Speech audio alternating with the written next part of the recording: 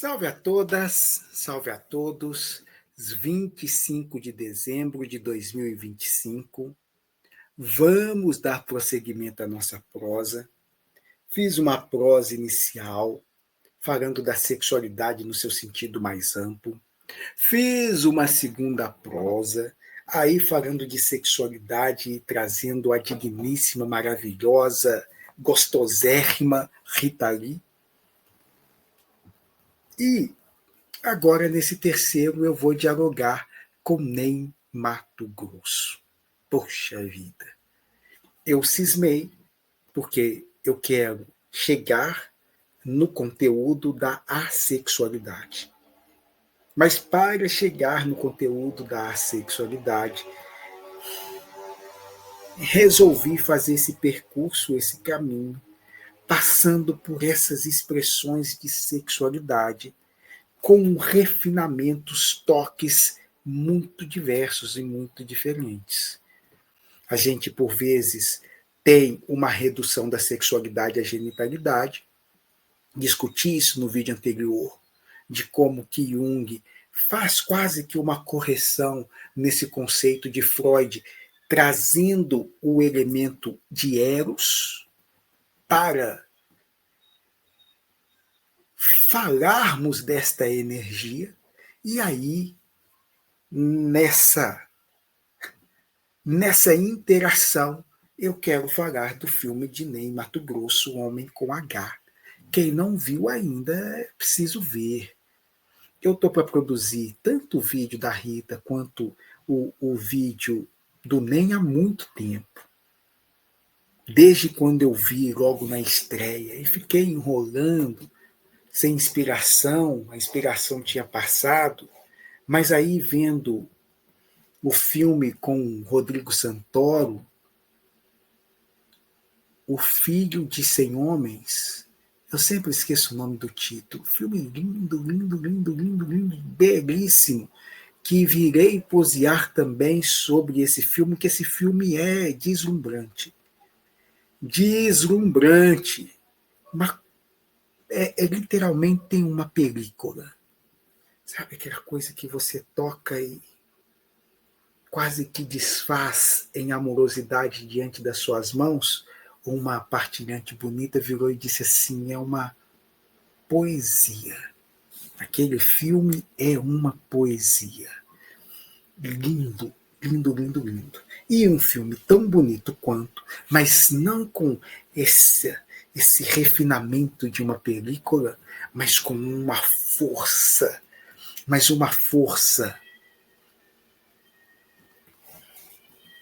de uma suavidade, de uma explosão fabulosa, que é Homem com H, desse magnífico Ney Matogrosso.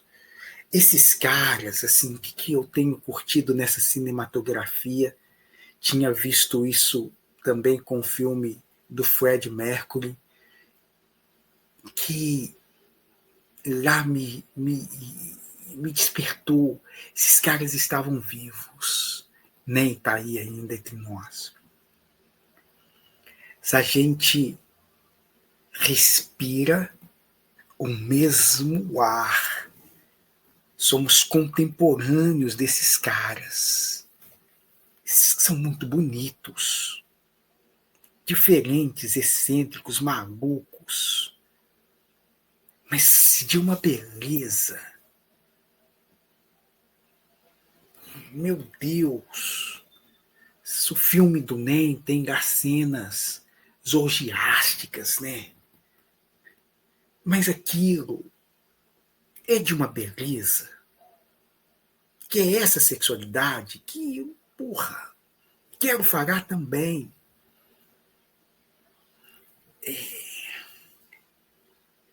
É de uma sexualidade tão bonita.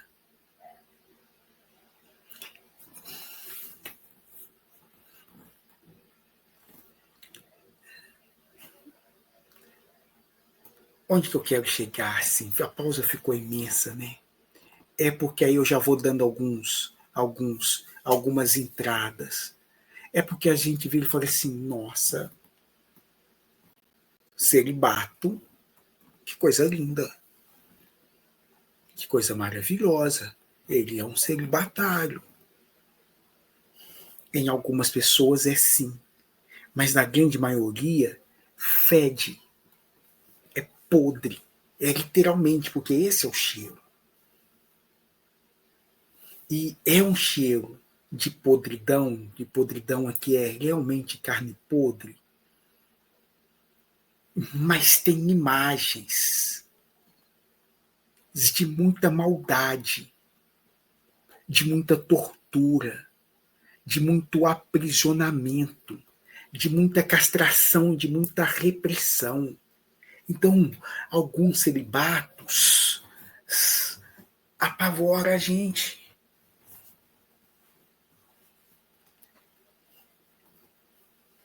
Os santos do deserto exploram isso de uma forma magnífica, dentro dessas leituras, adentrando camadas dessa subjetividade, as tentações, os demônios.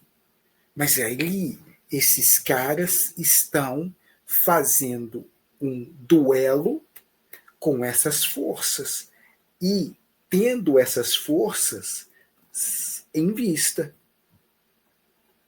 E eles estão observando essas movimentações. Muitos dos celibatários, não. Eles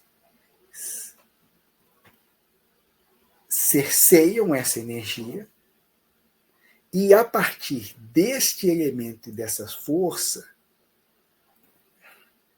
eles se alçam a uma condição de pureza e todos os demais mortais precisam ser convertidos. O que eles ocasionam de mazelas, de perversidades, de crueldades no seu entorno é lastimável, deprimente, assustador. É literalmente um inferno.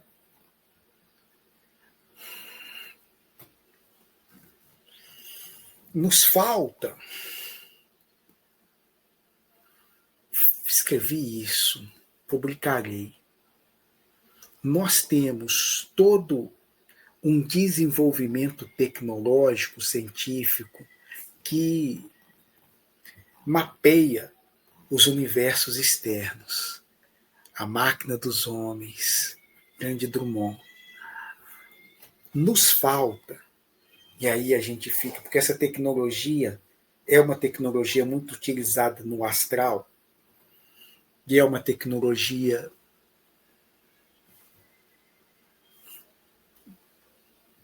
muito utilizada no astral, no qual meus pensamentos, meus sentimentos, os meus desejos são projetados.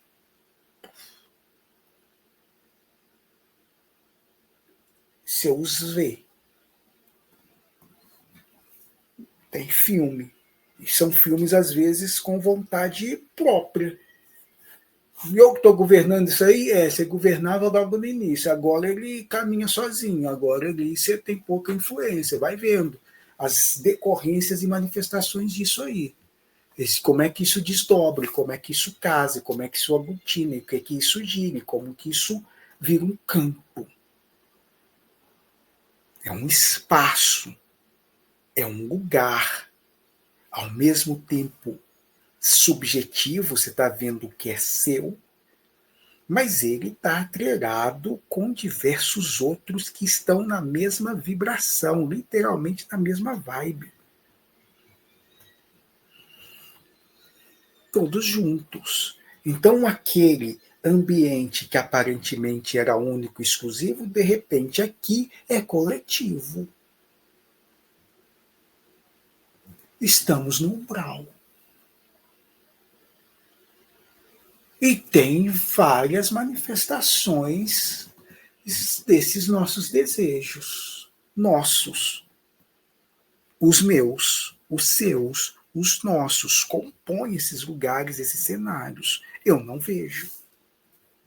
Em quem que eu cuspo, jogo pedra? Nesse gay. Nesse viado. Nesse homossexual. É ele o culpado. É essa trans maldita. É ela a culpada.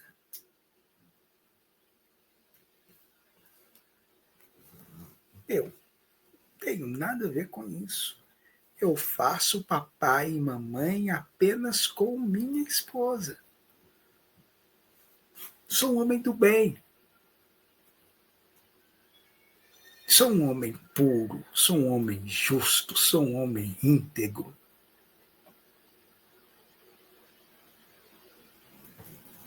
A cantada que eu dei nesse viado, e até mesmo a transa que nós tivemos, não foi bem isso assim. É ele que me seduziu.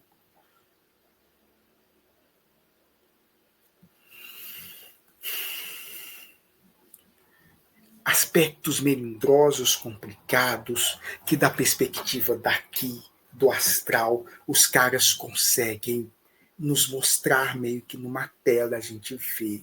Eu me vejo, eu vejo os outros. Não dá para sair jogando pedras, não dá. Mas aqui, meu amigo, aqui, ai de você se passar na minha frente, cuspo, escarro, raca para você. Malditos todos, eu sou um homem de bem. Falando isso, porque o filme traz orgias, mas são de uma beleza. Não a orgia, mas a movimentação do prazer, da desconstrução, da reconstrução, da libertação, da felicidade, da liberdade daqueles seres. Não só daqueles corpos, é daqueles seres. Isso é bonito. Isso parece doideira. E alguns vão chegar e falar assim, então, negócio é sair por aí fazendo orgia. Não é isso. O negócio é não ficar no ato. Não se restringir ao ato em si. E é o que nós temos na fisicalidade. A fisicalidade, muitas vezes, é o que nós temos. Mas, se a gente conseguir uma variável, uma oitava, uma escala, descortina outras coisas. Muito diferentes, cara. Muito diferentes. Não está no ato. Tá nesse lugar bonito. Tá nesse lugar bonito. De uma sexualidade que se permite. De seres que não veem o ato sexual com culpa, com vergonha. Que giraram e transcenderam, ultrapassaram um limite que nos é imposto, mas que eles foram adiante. Deixa eu ver se trago aqui um pouco desse trailer de Homem com H. É ele mesmo. Parará. Mas, Ney, percebi que você votou mais radical neste seu primeiro trabalho solo. Você acha, Fátima? Você não acha? O jornal diz que você mancha a classe artística que tanto lutou para ser aceita. Não tem muito o que comentar. Eu não leio esse jornal. Todo dia a insônia me convence. Sabe que isso é chocante pro teu público? Parece um bicho no cio. Eu espero que meu público consiga ver diferente de você. Sua voz é muito especial. Como é que você chama? Ney. De Souza Pereira. E o do seu pai, qual é? Filho meu jamais vai ser artista. Para você aprender a ser homem! Não quero filho viado aqui nessa casa! Eu não sou viado. Agora, quando eu for, pai, aí o Brasil inteiro vai saber. Pintamos, meu bem! Esse ponto do filme, ou essa temática que permeia o filme, e que dialoga muito com a vida do Ney, a relação dele com o pai, um homem, machão, década de 60, filho meu não vai ser viado, filho meu não vai ser artista. E eu estava falando do Charles Garinjo no vídeo anterior, é um ser de uma outra expressividade, de uma outra ordem, de uma outra sensibilidade, que eu não sei se tivesse tido acolhida. Eu não sei se necessariamente seria homossexual. Agora o povo vai brigar e me matar aqui, mas, enfim, tem algumas dessas nuances que caem nesses lugares que um dia a gente vai ter maturidade também para conversar e discutir. Né? E às vezes no filme aparece, mas eu vou no do Fred Mercury mais do que do Ney, porque no do Fred tem ele mesmo se relacionando com outras mulheres, esse componente da bissexualidade nele. Enfim, outras marcações, outras derivações muito além dos parâmetros que a gente tenta colocar. E o pai dele não compreendeu, o pai dele era militar. O Ney vai servir exército também, quase segue carreira militar. Então, poxa, o pai dele batia, agredia. Mas essa relação bonita que eu estava falando, de extrema amorosidade, é que o pai um dia vai vê-lo no palco e se emociona, e ele vai cuidar do pai dele no final da vida. E ali os dois se encontram de uma forma muito bonita. Porque esse amor, embora extremamente repressivo, repressor, não era maldoso, fazia atrocidades, mas não era maldoso. Não sei se dá para entender isso, mas tem essas coisas. Um outro exemplo, aí eu paro com esse exemplo e solto o restante do filme. Antônio Carlos é um contador de história, aqui de Belzonte, Minas Gerais, e tenho a honra de ser amigo de um dos meninos que foi filho dele, dos primeiros filhos. Quando ele começa esse processo dele de cuidar desses meninos, igual a francesa cuidou dele. Mas tem lá no filme, e o Antônio Carlos conta isso numa dessas histórias, eu lembro disso lá dos anos de 1999, Ribeirão das Neves. Ele contando essa história para nós, que mais tarde virou filme. E essa parte entrou no filme, por isso que eu a ressalto. A mãe dele levou ele para a FEBEM porque a mãe dele acreditava que ali era um lugar que iria ajudá-lo. Ela não mandou-o para a FEBEM como desprezo. Tem outras coisas para fazer, vai para lá. Ela não sabia o que era a FEBEM. A propaganda que se tinha, que se falava da FEBEM, era de uma outra coisa. Poxa, eu quero esse lugar para o meu filho. Eu aqui sozinha, mãe solteira, com outros meninos, não tenho como garantir isso para ele. Mandou. E a FEBEM, senhores, sabemos da minha geração, essas gerações mais novas, graças a Deus, não sabem o que era, mas a FEBEM, Deus nos livre, o que eles faziam e fizeram com a infância. Mas quando Antônio Carlos volta anos depois, a primeira coisa que a mãe dele vira e diz é: eu sabia que lá eles fariam de você um homem. Ela não mandou ele por mal. Ela mandou esperando esse desejo, esse destino e com essa intenção. E por outros caminhos acabou se realizando. Essas belezas tortuosas, que machucam, mas elas são legais assim, não enquanto você está sofrendo. Enquanto você está sofrendo, elas às vezes não têm nem sentido. Mas a vida em retrospectiva, desse olhar por vezes confortável que algo em nós observa, ou que algo em nós vira e conta, e fala dessa existência como uma grande palco, uma grande representação, nossa, essas histórias, a gente se diverte em contá-las e em ouvi-las ao redor da fogueira.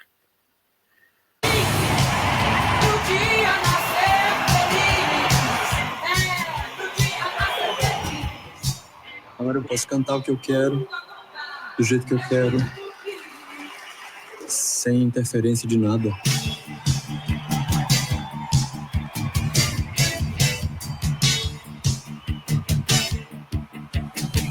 Tem algumas pessoas que vieram bater aqui. Teve uma fã. Acontece que ela chegou na mesma hora que eu tava enxotando um barbudo, fedendo a álcool. Só depois a Lidota veio me falar que você tratava do Raul Seixas. Raul Seixas, Ney, eu botei ele pra correr. Depois você dá uma ligada pra ele e inventa alguma desculpa. As pessoas te querem quente. Fome. Te querem vivo. Azusa, canta pra mim.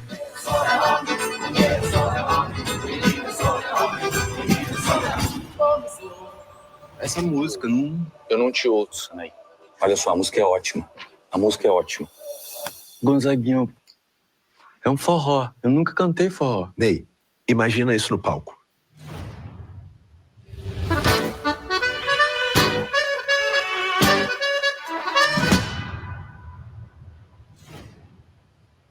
O filme é maravilhoso, sensacional, precisa ser visto, porque a gente é contemporâneo desses caras. Esses caras estão aqui caminhando entre nós, respirando entre